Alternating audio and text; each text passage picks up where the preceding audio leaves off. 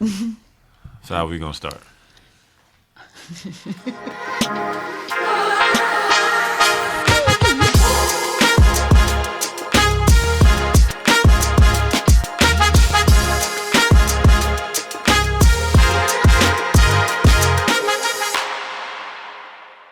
Coach Kirby said it about his team, University of Georgia, that when you're dealing with athletes and talented athletes, and you come to a program like Georgia, the standard is the standard. What is the standard?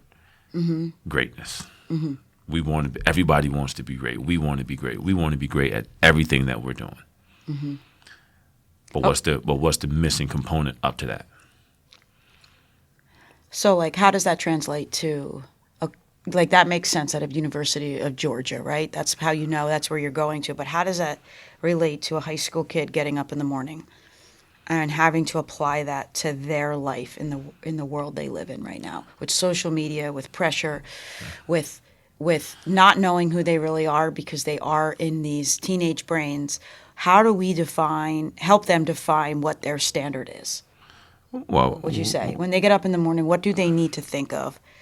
Well, think positive. Yeah. Mm-hmm. and prioritize their day. Mm-hmm. As a high school student right now, what can your day look like? And everybody can say it could be different. Everybody can say, I wake up at 5 o'clock. I got to get at least 30 minutes in of a workout because it triggers my mind. Mm-hmm.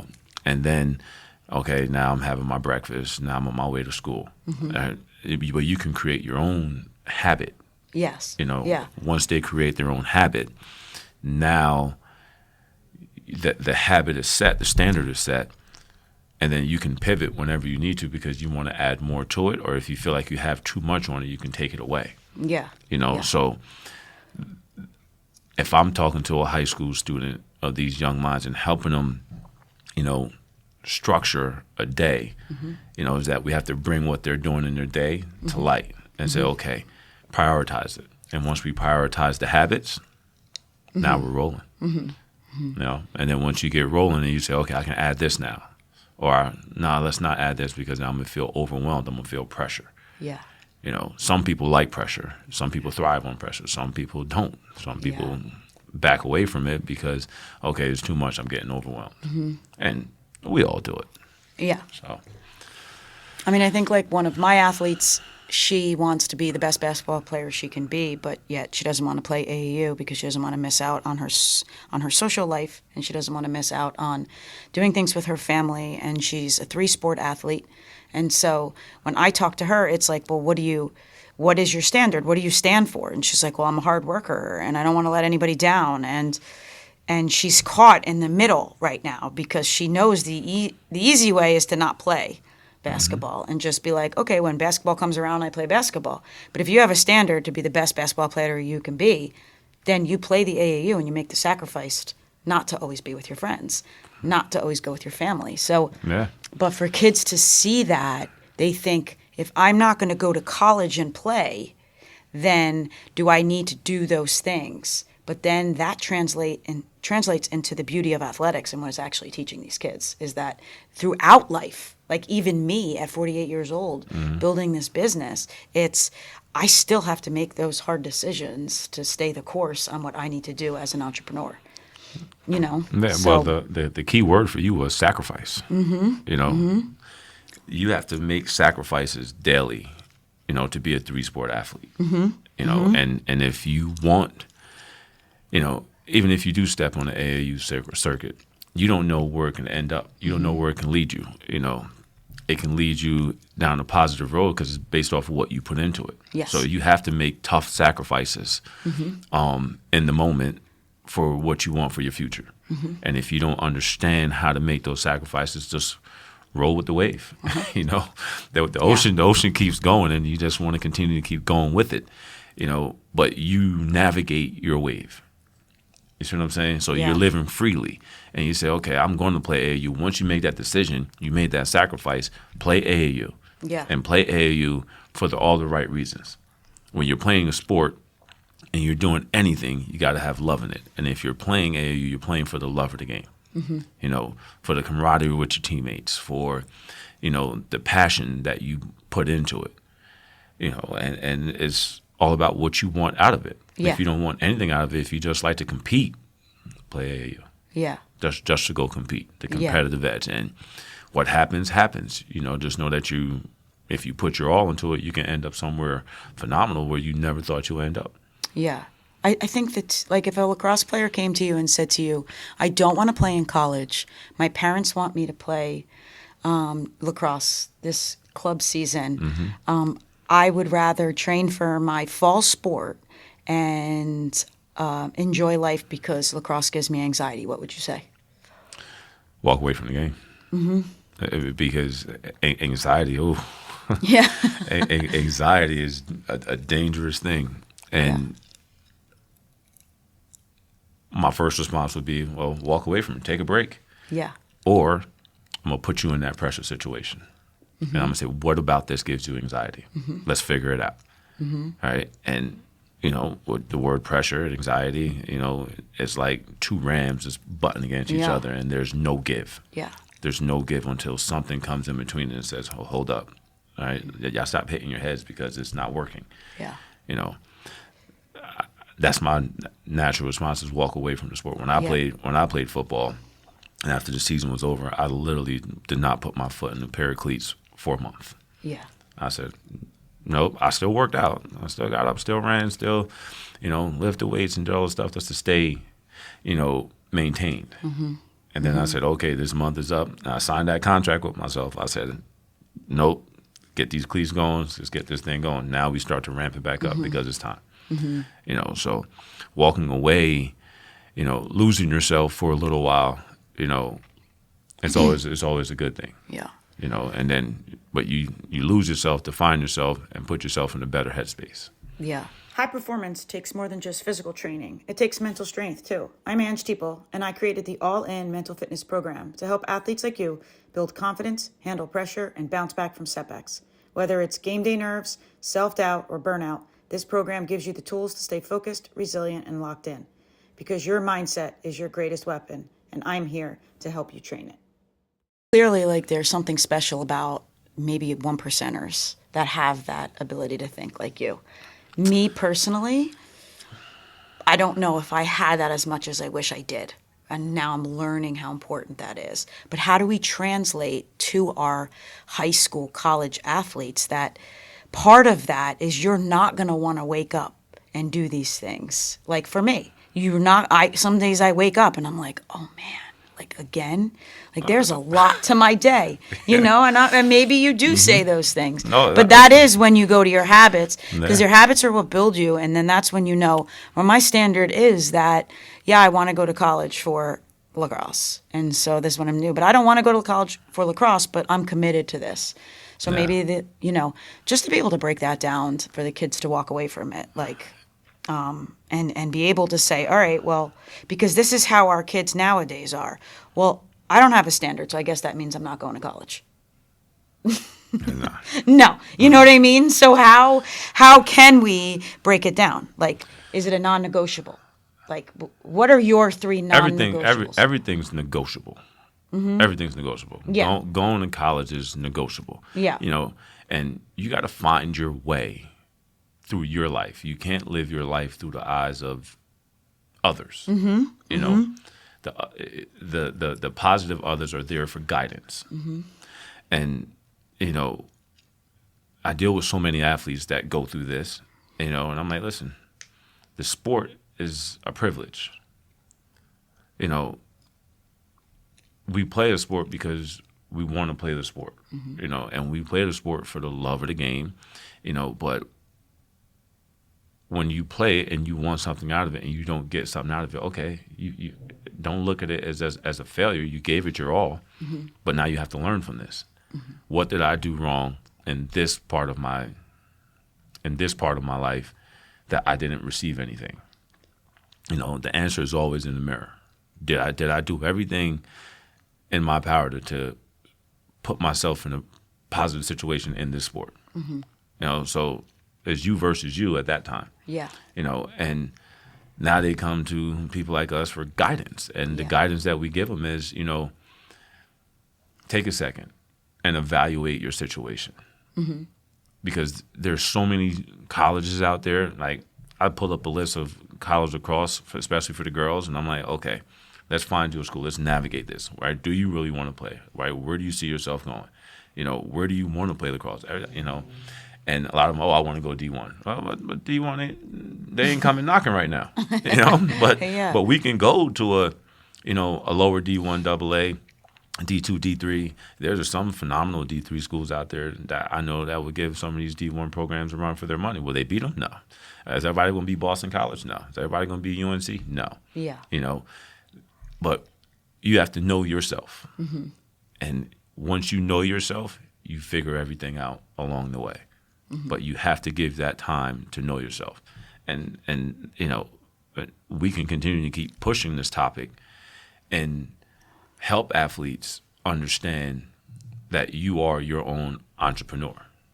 You are your own boss. You control this. You're your Fortune 500 company right now. How do you want to grow your Fortune 500 company? Yeah. How do you want to take this, and how do you want to go with it? I made a decision at a young age to say, I don't see myself working for anybody.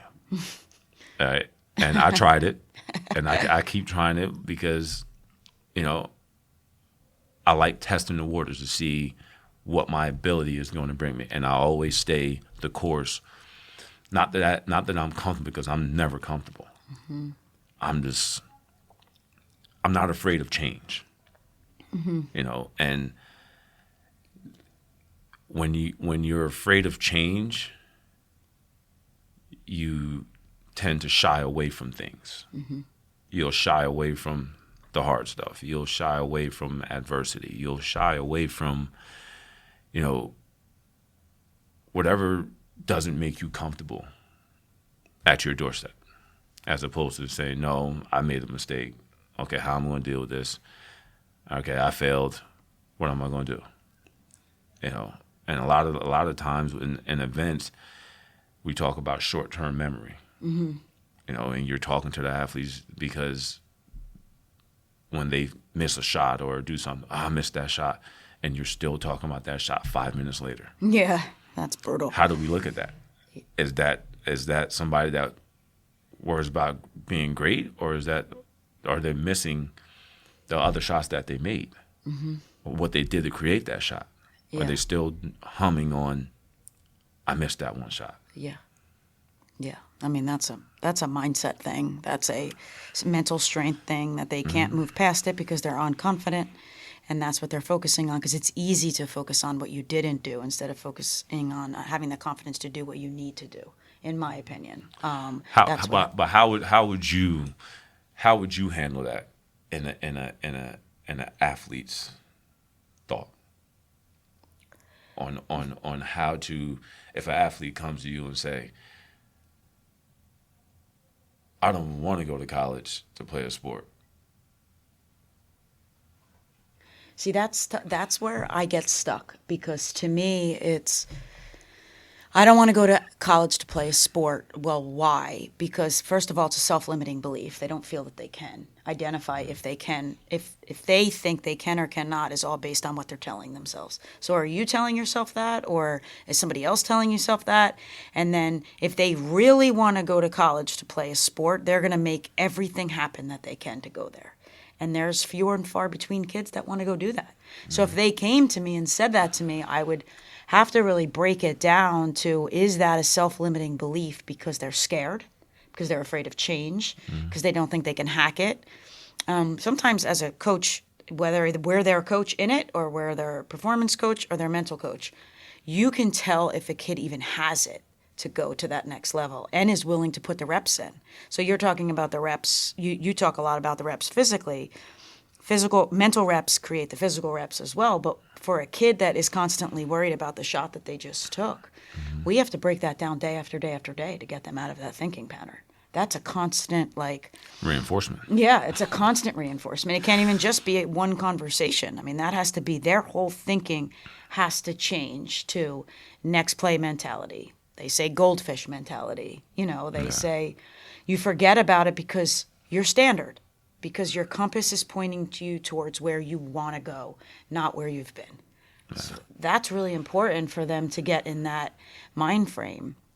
And that takes a lot of mental work because Big they're time. just going to look at their stats. They're going to look at what people are telling them. They're not going to look at what's within them. And that's what I think more work needs to be done is I was just reading an article and I really have been diving into the work along the lines of confidence and self-worth.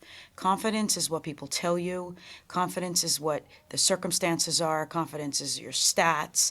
Confidence is you get it all from those things. But your self-worth is what you get from the inside no matter what happens in any of those things. And if we focus more on just what the kid's self-worth is and that they feel that way even if they missed the shot, even if their teammate got 6 goals and is in the newspaper, I think we gain a lot of ground.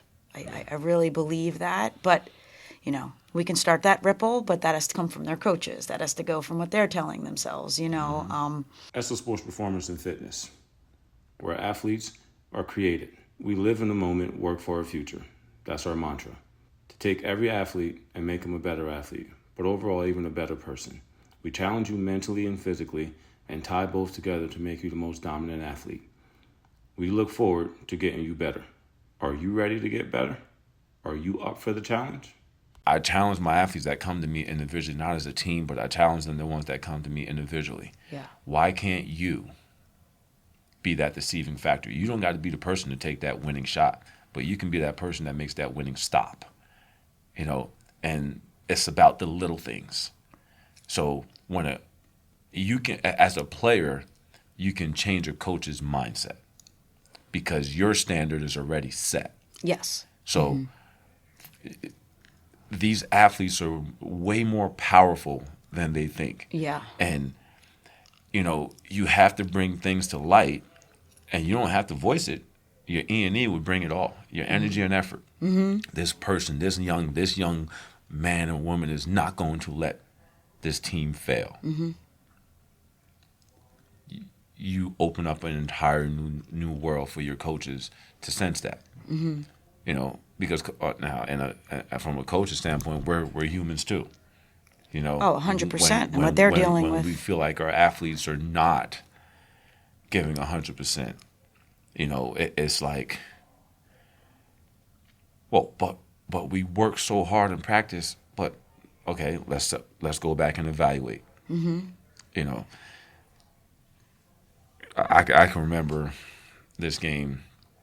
We're playing up in the dome in Syracuse, and I think Koscielny had like a minor heart attack. We were playing so bad. It was so bad. I'm talking about the balls on the ground, fumbles all over the place. Couldn't stop him, nothing. Mm-hmm. And you ask any NFL scout that came to practice, it looked like y'all practice and go play for the national championship.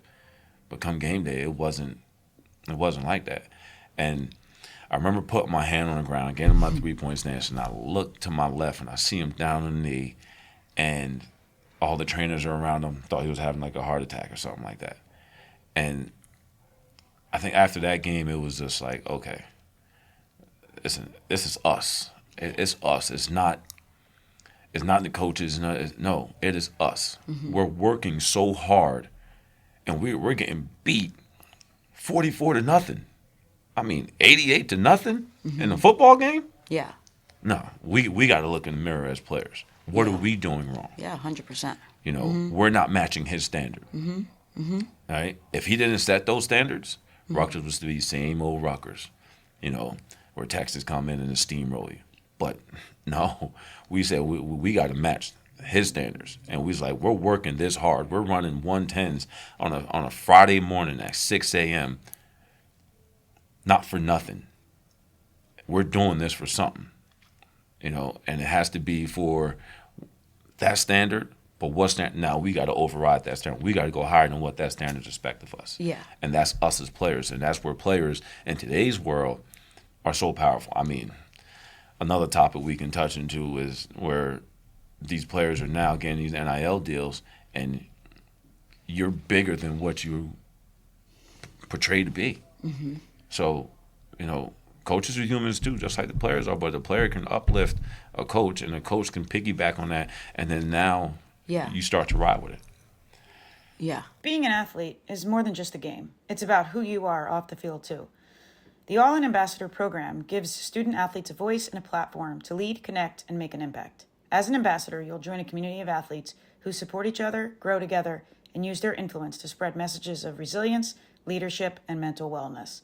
It's more than a title, it's a movement. Are you ready to go all in? There's a purpose behind what we do. You know, and it's not to say, okay, come in and push you as hard as, no, that's not why I do it. I do it because I care. All right. 2, you know, I want you to understand yourself. Forget about the sport. Right? Yes, we're training for your sport to go out and perform. But the things that you're going to learn from, 1, being around me, and 2, being surrounded with like-minded athletes, is that no matter the situation, no matter the circumstances, right, you're going to be okay in that hard moment because everybody else around you is going through the same thing. Yeah. All right? So you find yourself wanting to quit, but they're not going to let you. You know, they're gonna go come next to you and they're gonna run an extra sprint with you. They're gonna say, nah, you got this, you can get this rep. All right? It is such a positive energy within those walls where you start to see what you pour into one athlete, they start to pour into another. And then we start to create the trend and we start to get the message out to every single person. Yeah. And that's the big thing, is getting them to understand that no matter where you go, no matter what you do, right, your positive energy is always going to be felt. Right? And if you're negative about yourself, that's going to be felt too. So people see you. They see you. And they'll come up to you and say, well, what's going on? You good? You know, or they're just so in tune with themselves that they're going to bypass you by. Yeah. You know, but somebody sees you. Yeah. And that's one of the big reasons why, you know, being on this podcast and putting this out is to get people to understand that we see you. Like, somebody sees you. You see you. You understand you. Somebody understands you. Somebody's going to see there and be there to help pick you up and guide you. Yeah. You know? I think I've talked a lot. I mean, my big thing is resilience. You know that about me. And I tie resilience down to 3 things.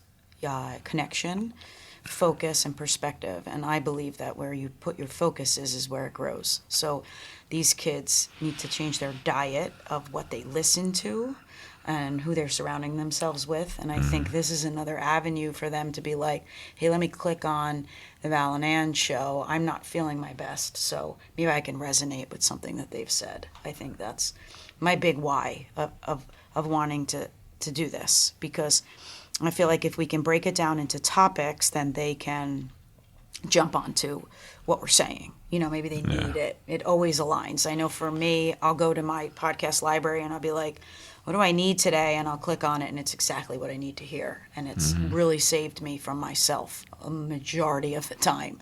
So podcasting has just been that thing I put in my ear and I go.